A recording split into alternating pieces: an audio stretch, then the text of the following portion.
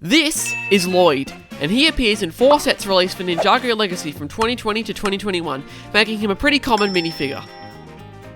And this is Master Wu, who only appeared in 1 large set in 2019, making him comparatively rare.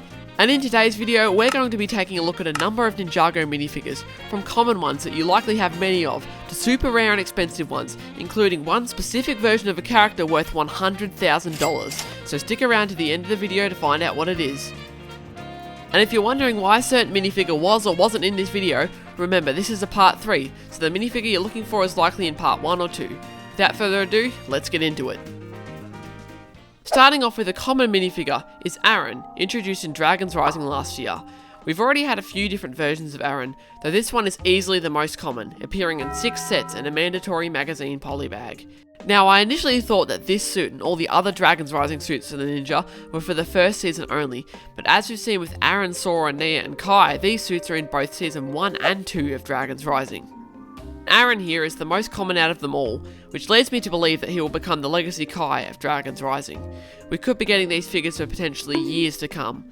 Or maybe it is just a one-off case where these sets are based off scenes from early on in the season, where they haven't gotten their full suits yet, like Nia's possession suit in that one Skybound set, or a Skybound suit in that one Day of the Departed set. You get the point. But unlike Legacy Kai, this is a really great minifigure. He was my favourite figure from Dragonsrising Season 1, and I think his design just rocks. It's just a shame they didn't put this much effort into giving him a proper mech pilot suit. And as a side note, Aaron gets some dope accessories. In Season 1 he had this new rubber hook piece, and in this season he has his awesome climbing pick that reminds me of the golden weapons from Crystallized. And as another side note, look at this awesome concept art I found on the Ninjago wiki of a character called Max that I think is an early version of Aaron, as well as a green Ryu. That looks so cool. Moving on now to some rare minifigures, we have the Climber Ninja. At the time of writing I only have half of them, but the Shadow Dojo is on the way, so the rest should be here soon. But I'll just use these 3 as an example. Currently 5 out of 6 of them only appear in 1 set each, which is why I'm putting them in the rare basket, though it's only a matter of time before they appear in one of those exclusivity destroying magazines. Same with the mech pilot suits, I bet. Speaking of the mech pilot suits, I thought they were awesome, until I saw these ones. This is brilliant, but I like this. We'll get back to them later. Also at the time of writing, the June Ninjago wave hasn't been revealed, so it is also slightly possible that these will be in some of those sets. Though we are supposed to be getting new tournament suits in June, so probably not. And I'll now take a brief moment to preach Dragonsrising like I'm trying to sell it to you. This season is looking to be incredible. If not in show form, then at least the sets are already. So far there have been 16 sets, 9 in January and 7 in March. And there are another 6 confirmed for June, bringing the set total to 22, which is insane. Not counting Legacy, Core or the Ninjago movie, this is the biggest wave of sets for a single season since 2012. Even bigger than last year's 14 sets for Dragonsrising Season 1. I think Ninjago fans have been spoiled to say the least. Let's move back to the Climber Ninja. So Lloyd, Zane and Nia are exclusive to the Shadow Wolf Dojo. Jay appears in Kai's Climber mech, and Cole appears in Aaron's Ninja off-road buggy car. Yes, that's its full name. But Kai for some reason comes in 3 sets, and Climber Wildfire comes in 2. Moving on to a common minifigure, I would like to take a look at Sora. This version of Sora was introduced in the first wave of Dragonsrising last year, and appears in 4 sets plus a magazine. But her torso, legs and face appear in a further 3, bringing the total to 8. There is also a much rarer Sora, which we'll talk about a bit later. Now this first Sora matches all the other Ninja and Aaron from the first season, except she has a very unique hood piece with some hair sticking out, which looks great. It's a little disappointing that she didn't get a proper mech pilot suit like all the other Ninja. And then there's this final version, the Holy Grail. She uses the same piece as before, but this time she has the unique hair piece like we see in the show, which is just awesome. And I have to imagine that this will be her permanent hairpiece going forward, so say goodbye to the bubblegum looking hair. The only other thing I could have asked for is a bit of pink colouring in the ears, like her hood piece, but I'm just glad that this exists, honestly. And a different face would be nice, something a little bit more neutral, like her Build a Minifigure one, but less rare. I find it weird that LEGO is promoting Aaron, Sora and Wildfire as being ninja now, like fully fledged members of the team, yet they don't even get proper suits to match the main 6 ninja. Hopefully as Dragonsrising continues on, we get exclusive suits for the main 6 ninja, as well as matching ones for these 3.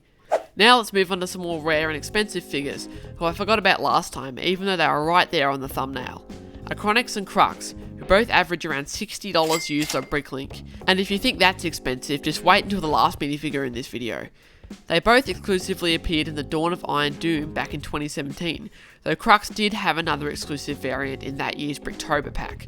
Part of the reason these guys go for so much is probably because, unlike a lot of otherwise exclusive minifigures, Iconics and Crux never made it to a cheap magazine. Ninjago magazines are notorious for taking figures that only appear in one expensive set and making them available for super cheap, whether you like it or not. These two are very lucky to have avoided the same fate. Whilst they're definitely not Ninjago's best villains, they certainly look super cool. Back to some more very common minifigures, we have the Wolf Mask Warriors. These guys look awesome. They are some of my favourite Ninjago goons / henchmen. This figure currently averages around $5.50 used, which isn't super cheap, but if you want to army build this figure, it is by no means hard to get, as he appears in 11 sets currently. The cheapest two being Jay's Mech Battle Pack and Young Dragon Ryu.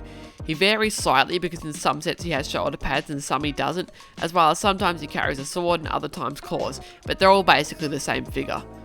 So the current ones are still ridiculously common. They are probably some of the most common Ninjago villains next to like the Nindroids or the Stone Warriors, I want to say. I would highly recommend buying at least a few of the sets mentioned because these guys are great. By the way, if you're enjoying the video so far, please consider leaving a like or a comment. Thanks. Now I want to take a quick look at some exclusive minifigures that aren't acquired in the regular fashion. I'm talking about figures in books, polybags and blister packs. So first is the Skybound blister pack, released in 2016, which contains two unique Sky Pirates, an exclusive Samurai X suit for Nia, and the non-canon yet still fantastic Tournament Zane. This blister pack is currently averaging around $44 new on Bricklink. Then there's another Ninjago blister pack, released in 2017, which contains 3 Elemental Masters. The second ever appearance of Skylar is included here, once again exclusive. And there's also the never before seen figures of Ash and Shade, who both look pretty accurate to the show.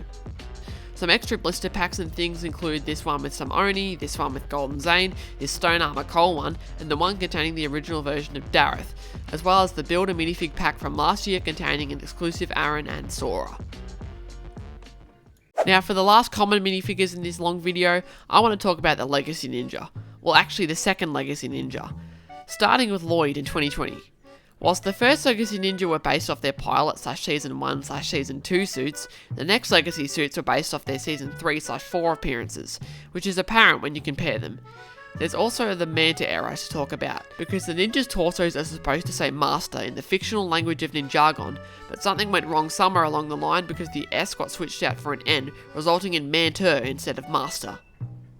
This era is only on Lloyd, Jay and Cole, because Kai didn't get released until the next year, and by then they'd fixed it, so the first 3 have this very slightly different version. Sadly, after that, Legacy was taken behind the barn and cancelled. It's an absolute shame Legacy ended so soon, only after its 3rd year, and whilst we're at it, I'll touch on Legacy Wu. As far as Wu goes, each version of him is pretty rare, but the Legacy version of Wu had 9 appearances, so pretty common. And now let's finish up my rambling video by taking a look at some rare Wus. Most of the time a version of Wu only appears in one set, like the Wu in the Temple of Air Jitsu, Baby Wu, Teen Wu, Season 11 Wu, Season 13 Wu, the new Dragonsrising Wu, Crystallized Wu, Golden Wu, the Wu from this book, and so on. But there is one that trumps the rest, one Wu to rule them all. And he is made out of not plastic, but wood. That's right, I'm talking about the wooden version of Sensei Wu, of which there were only 4 made for use in the LEGO Ninjago movie. Now I'm getting most of my information here from Spitbricks' video, so go check that out afterward, but apparently he is estimated to be worth $100,000 US. Now who would actually pay 100 grand for a piece of wood shaped like a little plastic person? I don't know, but this sure looks cool to any Ninjago fan at the very least. And that's it. Common vs Rare LEGO Ninjago Minifigures Part 3, though I'll probably end up calling it the most Common vs Rare LEGO Ninjago Minifigures, because Part 2 is called More Common vs Rare LEGO Ninjago Minifigures. And if you would like to see lots more Common vs Rare Ninjago Minifigures, I urge you to check out one of those 2 videos. Thank you for watching all the way until the end. I hope you enjoyed the video, let me know in the comments what you thought of it. And if you would like a shout out in tomorrow's short, just ask for one in the comments. That about wraps it up for the series, at least until there is a few more waves to talk about.